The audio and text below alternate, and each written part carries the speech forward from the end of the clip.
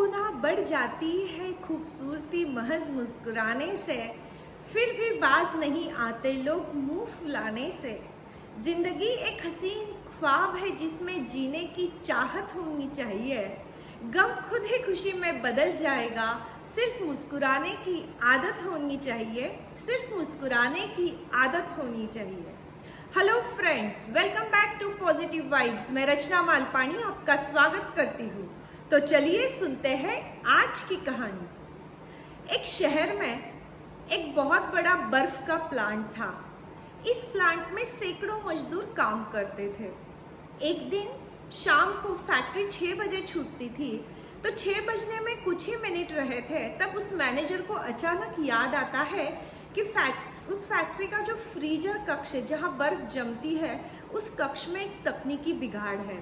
इसलिए वो उस कक्ष के पास जाने के लिए निकलता है और उस फैक्ट्री का एक नियम रहता है कि जो भी फ्रीजर कक्ष में जाएगा, साथ में 2 व्यक्ति जाते हैं, एक बाहर खड़ा रहता है और एक अंदर जाता है, क्योंकि अगर फ्रीजर कक्ष का दरवाजा बंद हो गया तो वह सिर्फ बाहर से ही खोला जा सकता था। लेकिन मैनेजर जल्दी में रहता है और वह सोचता है कि बस थोड़ा सा काम है, मैं जल्दी से कर बाहर आ जाऊंगा, और ऐसा सोचकर वो फ्रीजर कक्ष के अंदर जाता है। जैसे ही वो काम करने लग जाता है, वह समय के पास देखता ही नहीं है और काफ़ी समय निकल जाता है। उस तकनीकी प्रॉब्लम को वो ठीक कर लेता है और तब उसके ध्यान में आता है कि फ्रीजर कक्ष का दरवाज़ा अंदर से लग गया है और बाहर कोई भी खड़ा नहीं था, और फैक्ट्री छूटने का समय था, तो सब लोग फैक्ट्री से निकल जाते हैं। अब वो बहुत टेंशन में आ जाता है। उसे समझ में नहीं आता कि क्या करना चाहिए। वह समझ जाता है कि अब अगर किसी ने भी बाहर से दरवाज़ा नहीं खोला तो कुछ घंटों में ही वह भी इस बर्फ़ की तरह उसका शरीर जम जाएगा और उसकी मृत्यु निश्चित हो जाएगी। वह भगवान से प्रार्थना करने लगता है, भगवान से कहता है कि हे भगवान, अगर मैंने जीवन में कुछ भी अच्छे कर्म किए हैं तो आप मुझे इस विपदा से बाहर निकालिए, मेरी जान बचा लीजिए। मेरी बीवी, मेरे बच्चे मेरे घर पर राह देख रहे होंगे, उन्हें पालने वाला, घर में पैसे कमा कर लाने वाला बस मैं अकेला हूँ। भगवान मेरी जान बचा लीजिए। वो रोने लग जाता है और थोड़े ही समय में वो फ्रीजर कक्ष में बेहोश हो जाता है। करीबन 1 घंटा बीत जाता है और फिर उस फैक्ट्री का वॉचमैन अंदर आकर फ्रीजर कक्ष को खोलता है। उस मैनेजर को अपने हाथों में उठाकर उसे हीटर के पास ले जाता है, उसको मसाज करता है। करीबन आधा घंटे के बाद उसे होश आता है। तब मैनेजर बहुत खुश होता है कि मेरी जान बच गई।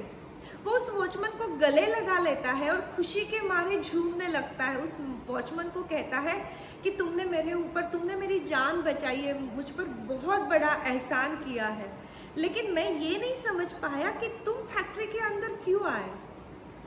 तब वह वॉचमैन कहता है कि साहब, इस फैक्ट्री में सैकड़ों मजदूर और कई अफसर हर रोज आते जाते हैं, लेकिन मैं वहाँ खड़ा हूँ, इसकी तरफ किसी का ध्यान भी नहीं जाता है। आप उन चंद लोगों में से हैं जो हमेशा फैक्ट्री में अंदर आते आते राम राम कहते हैं और जाते वक्त मुझे रोज पूछते हो कि कैसे हो काका। और जब आज मैंने कैसे हो काका ये शब्द नहीं सुने, तो पता नहीं क्यों मुझे ऐसे लगा कि आप कोई मुसीबत में हो और एक बार मुझे अंदर जाकर देखना चाहिए। और इसलिए मैं अंदर आया और मैंने पाया कि आप फ्रीजर कक्ष में अटके हुए हो, और इसलिए मैंने आपको बाहर निकाला। ये छोटी सी कहानी हमें दिल को छू जाती है।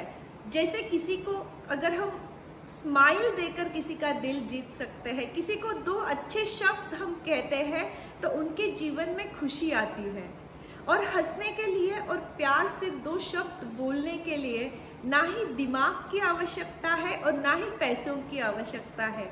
इसके लिए आवश्यकता है सिर्फ एक अच्छे दिल की, एक प्योर दिल की, और वो हम सभी के पास है। तो क्यों ना हम सबसे हंसकर बात करें, जो भी मिले उससे हंसे, उससे 2 प्यार के शब्द कहे, जिससे उनके भी जीवन में खुशी आए।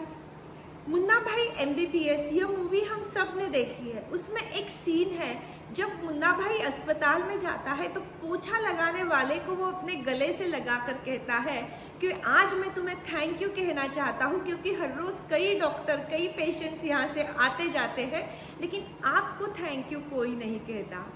तो अगर ये मूवी हम सबको एक बार ज़रूर देखनी चाहिए। और मुन्ना भाई कैसे प्योर हार्ट से हर काम को करते हैं।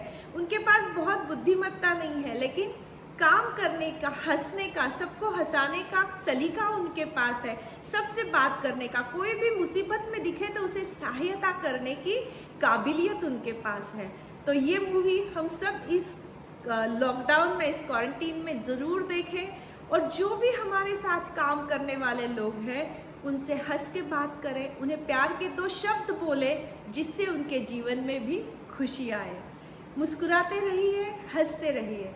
आपसे फिर मुलाकात होगी सैटरडे यानी शनिवार को। जय हिंद।